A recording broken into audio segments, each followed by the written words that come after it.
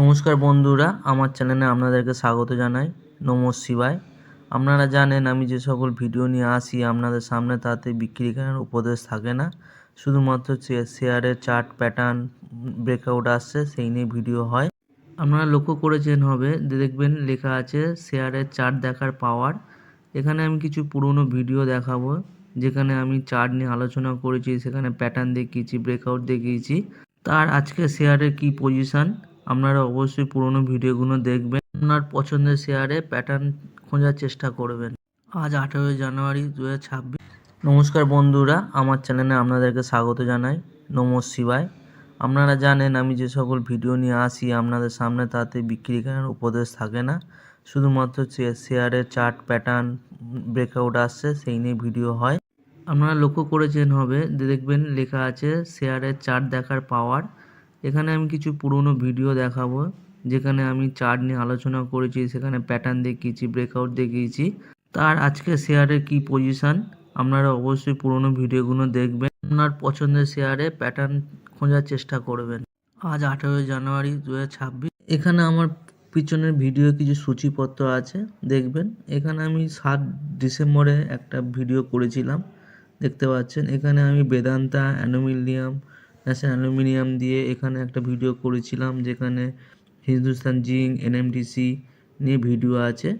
তো আপনারা দেখবেন এই ভিডিওগুলো, তো অবশ্যই বুঝতে পারবেন এখানে প্যাটার্ন কি তৈরি হয়েছে, চার্ট কি ব্রেকআউট এসেছে। তো এইসব ভিডিওগুলো আপনারা প্রায় এখানে দেখবেন এমসিএক্সের ভিডিও তৈরি করেছিলাম কিছুদিন আগে এখানে।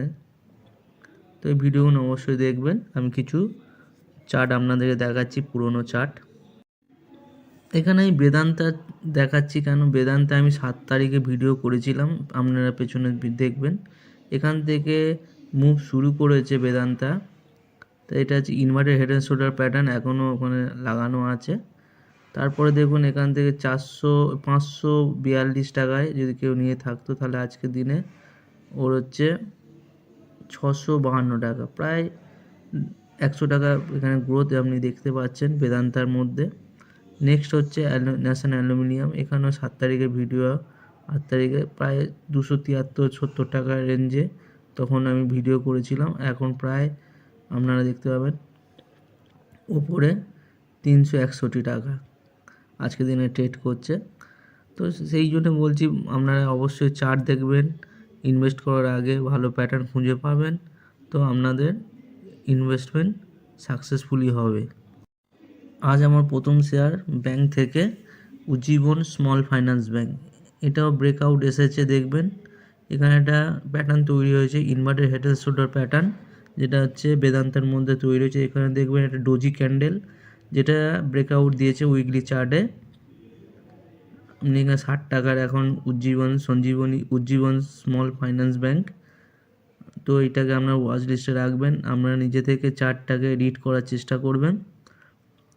এখানে দেখবেন আমি যদি ফিবোনাচি লাগাই তো এখানে সুন্দর একটা টার্গেট এখানে দেখাবে, যেটা আন্দাজ করা যায় যে টার্গেট হতে পারে, কারণ ব্রেকআউট এসেছে। এখানে একটা রেড লাইন থেকে একটুখানি কারেকশান হওয়ার চান্স থাকবে, তারপরে কিন্তু হচ্ছে ওই দেখুন এখানে 80 টাকা একটা টার্গেট দেখাচ্ছে, খারাপ টার্গেট নয়, 20 টাকা পার শেয়ারের টার্গেট। তো এটা হচ্ছে উইকলি চার্ট, মানে আপনাকে লং টার্মে ভিউ রাখতে হবে। তো এখানে 60 টাকার কিন্তু অবশ্যই একটা স্টপ লস থাকবে। এখান থেকে নিচে গেলে অবশ্যই আপনাদেরকে চিন্তাভাবনা নিতে হবে নতুন করে, কারণ বেশি লস দেওয়া যাবে না, প্রফিট বেশি করার মানসিকতা থাকতে হবে। দেখুন এখানে ডেইলি চার্টে আপনারা সুন্দর ব্রেকআউট পাবেন। আর এখানে inverted head and shoulder pattern, যেটা বুলিশ রিভার্সাল প্যাটার্ন তৈরি হয়েছে, এটা হচ্ছে প্যাটার্ন। আমি দেখাচ্ছি না, আপনারা দেখবেন। আপনারা যদি ভিডিও দেখে থাকেন অবশ্যই বুঝতে পারবেন যে ইনভার্টেড হেড অ্যান্ড শোল্ডার প্যাটার্নটা। তো ভিডিও কেমন লাগছে অবশ্যই কমেন্ট করে জানাবেন। এখানে নেক লাইনের একটা ব্রেকআউট অলরেডি হয়ে গিয়েছে, আমি ড্র করে দেখাচ্ছি। তারপরে এখানে মেজর রেজিস্ট্যান্স ব্রেক করেছে উজ্জীবন স্মল ফাইন্যান্স ব্যাংক।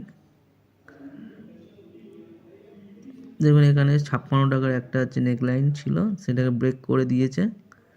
দিয়ে মেজর টার্গেট, মেজর উপরে সাপোর্টটাকেও ব্রেক করছে ডুজি ক্যান্ডেল দিয়ে। তো একটা হচ্ছে এখানে আপনারা এই শেয়ারটাকে অবশ্যই ওয়াচ লিস্টে রাখুন। যে সকল শেয়ার কেনা আছে তাকে রিভিউ করুন, তাতে স্টপ লস চেঞ্জ করুন।